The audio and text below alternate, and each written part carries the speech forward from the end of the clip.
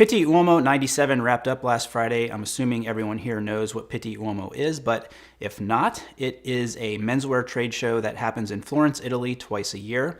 It's known more for classic men's style and tailoring. Over the years, it has become the gathering place for well-dressed and stylish gentlemen from all over the world, and gained a little bit of a reputation for those attention seekers, also known as the Pitti Peacocks. So last year I did a reaction video to some of the Pitti street style roundups that you see across the internet from various publications, and I was considering doing the same thing this year, but instead I've decided to do something a little different, and that is to just curate some of my favorite looks that I saw as a spectator from my phone. And one of the reasons I decided to do it this way as opposed to the way I did it last year is that in preparing for this video, I started looking online in all of the usual places that one would find street style roundups, and I started to notice something which honestly totally makes sense. Depending on the publication you're reading, you are going to get a particular slant on the street style coverage from that event. So Vogue, for example, is going to have more of an eye towards the fashion side of things. GQ, maybe a little more urban and focused on trends. And the conclusion I came to is that this is very much like the coverage of politics.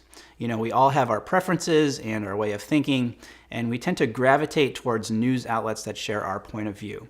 Now, if I learned anything from last year's reaction video, it's that you all tune in here because we tend to share the same view in general of men's style. And I also learned that I did not enjoy being negative about some of the looks that I necessarily didn't like, and I also didn't like the negativity that sort of spawned in the comments. So this year, as I said, I'm going to curate my 10 favorite looks from Pitti and tell you what it is that I like about them. Let's get to it. Up first, my man Shuhei Nishiguchi. Shuhei had a bunch of really good looks as always, including one with a burgundy pinstripe suit, but this look to me is absolute perfection. I love it because it's this perfect mix of dressy and casual, and then there's also just this really interesting surprise kind of layered on top of everything that totally works. We're talking about the sweater here. Not only does it totally work, but it kind of makes the outfit, in my opinion. If you take it away, still a good outfit, but adding the sweater with the shapes and the colors over the top of a perfectly fine outfit, just a brilliant move, and it looks so fresh. Here is Jake Muser from J Muser Bespoke. I always love Jake's style. He has such an easy, kind of casual way that he carries off a suit. It always looks like it's part of him, it never feels affected. It's just very natural and very comfortable. Here, I love what he's doing with the earth tones, the kind of dark green herringbone jacket paired with the brown turtleneck. Perfect accessories too. The scarf and pocket square complement the jacket and turtleneck so well. This is exactly how you do it. Definitely have to mention the watch also. Looks like a day date. Super classy all around.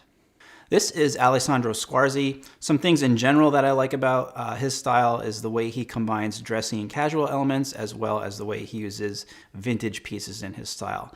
This look is textbook and an absolute masterclass in how to style a statement piece, the big red coat with the awesome plaid in this case, and that is to keep the rest of the outfit simple.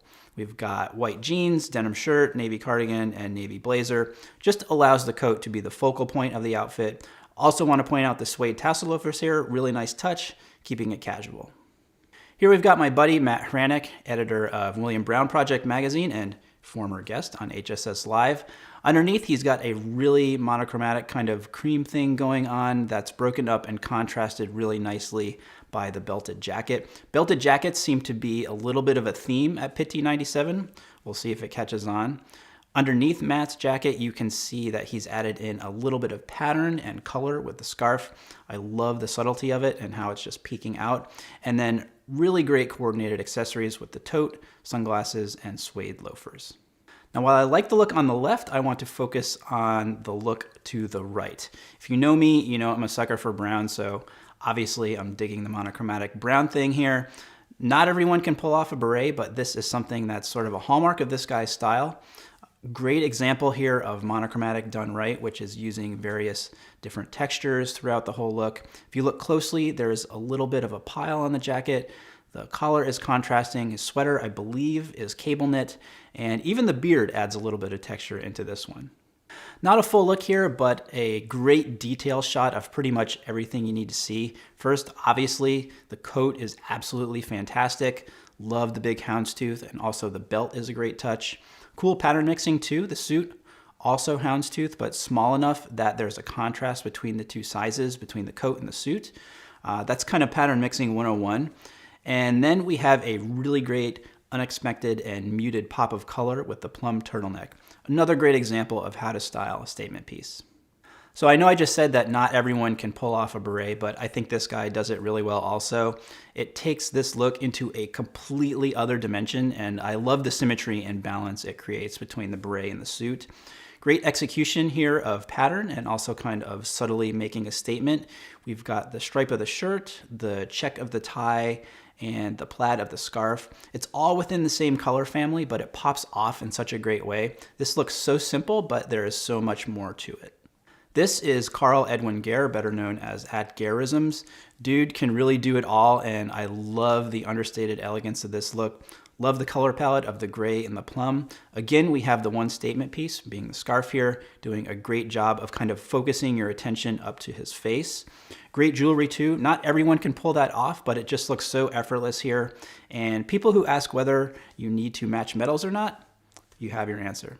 Japanese guys do traditional American style just so well. You know, seeing certain guys do it, it almost like kind of unlocks a whole new realm of possibilities and things you never thought of that just seems so perfect.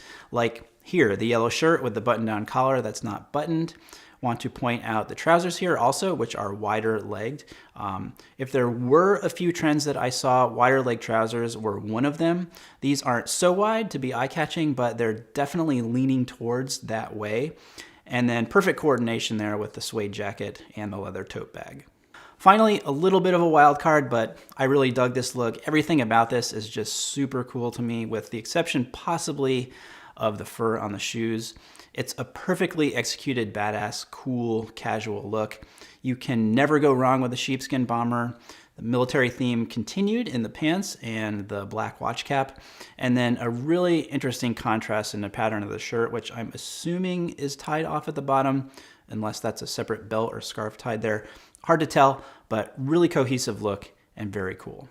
So those are the 10 looks that caught my eye at the most recent Pitti Uomo. Let me know which ones that you guys liked. If you have favorites that you saw, leave links to them down below in the comments so everyone can go check them out. Give a thumbs up if you like this video. Don't forget to subscribe and hit that bell so you get notified each time we publish a new video. That's all for now. Until next time, thanks for watching and stay tailored.